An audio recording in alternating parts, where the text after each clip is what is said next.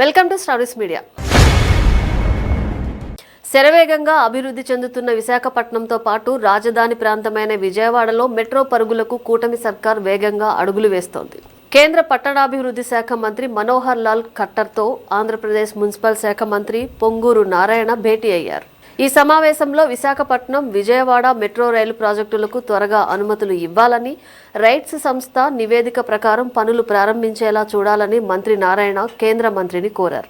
ఈ భేటీలో మంత్రి నారాయణ విశాఖ మెట్రో ప్రాజెక్టుపై రైట్స్ సంస్థ సమర్పించిన నివేదికను కేంద్రానికి అందజేశారు. ఈ నివేదికలో విశాఖ మెట్రో మార్గంలో సుమారు 13 కిలోమీటర్ల మేర డబుల్ డెక్కర్ లైన్ ఏర్పాటు చేయాలని సూచించారు. ఇది రోడ్డుపైన ఫ్లైఓవర్ పైన మెట్రో లైన్ ఏర్పాటు చేసి ట్రాఫిక్ సమస్యలను తగ్గించడంతో పాటు ప్రాజెక్టు వేగవంతం చేస్తుంది. మంత్రి నారాయణ ఈ నివేదిక ఆధారంగా అనుమతులు జారీ చేసి 2 నగరాల్లోనూ మెట్రో పనులు త్వరగా ప్రారంభించేలా చర్యలు తీసుకోవాలని ఖట్టర్ను విజ్ఞప్తి చేశారు.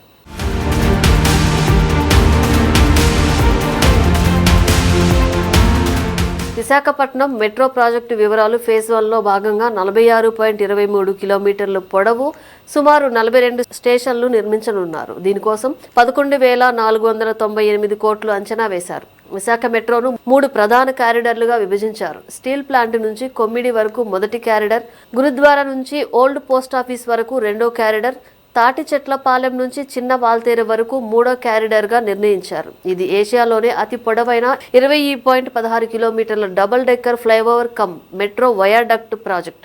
ఇది ప్రధాన జంక్షన్ల వద్ద ట్రాఫిక్ ఒత్తిడిని తగ్గిస్తుంది. భోగాపురం గ్రీన్ఫీల్డ్ ఎయిర్పోర్టుకు మెరుగైన కనెక్టివిటీ కల్పిస్తుంది.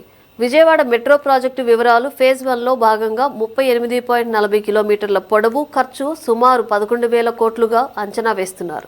విజయవాడ బస్ స్టేషన్ నుంచి గన్నవరం వరకు 25.95 కిలోమీటర్ల మేర ఒక కారిడార్, బస్ స్టేషన్ నుంచి పెనమలూరు వరకు 12.45 కిలోమీటర్ల మేర రెండో కారిడార్ ప్లాన్ చేశారు. ఇక ఫేజ్ 2లో భాగంగా అమరావతి వరకు 27.80 కిలోమీటర్ల మెట్రో లైన్ నిర్మించనున్నారు.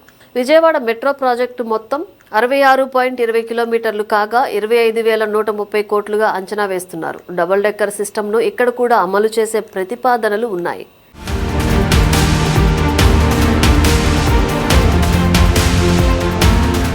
గతంలో 2015లో డిపిఆర్లు సిద్ధం చేసినా అమలు జరగలేదు. ప్రస్తుత కూటమి ప్రభుత్వం రివైజ్డ్ డిపిఆర్లు సమర్పించి ల్యాండ్ ఆక్విజిషన్ ప్రక్రియను వేగవంతం చేసింది. కేంద్రం నుంచి ఇన్ ప్రిన్సిపల్ అప్రూవల్ వచ్చిన నేపథ్యంలో త్వరగా ఫైనల్ క్లియరెన్స్ ఫండింగ్ మంజూరు చేయాలని రాష్ట్రం కోరుతోంది. ఈ ప్రాజెక్టులు పూర్తి చేస్తే విశాఖ, విజయవాడలో ట్రాఫిక్ సమస్యలు తీవ్రంగా తగ్గి ఆర్థికాభివృద్ధి వేగం పుంజుకుంటుందని అధికారులు భావిస్తున్నారు. మంత్రి నారాయణ ప్రతిపాదనలకు కేంద్ర మంత్రి ఖట్టర్ సానుకూలంగా స్పందించినట్లు తెలుస్తోంది. త్వరలోనే మరిన్ని అభివృద్ధి పనులపై చర్చలు కొనసాగనున్నాయి. ఈ మెట్రో ప్రాజెక్టులు ఆంధ్రప్రదేశ్ రాజధాని అమరావతి విస్తరణతో పాటు రాష్ట్రంలో స్మార్ట్ సిటీల అభివృద్ధికి మైలురాయి అవుతాయని రాజకీయ వర్గాలు ఆశాభావం వ్యక్తం చేస్తున్నాయి.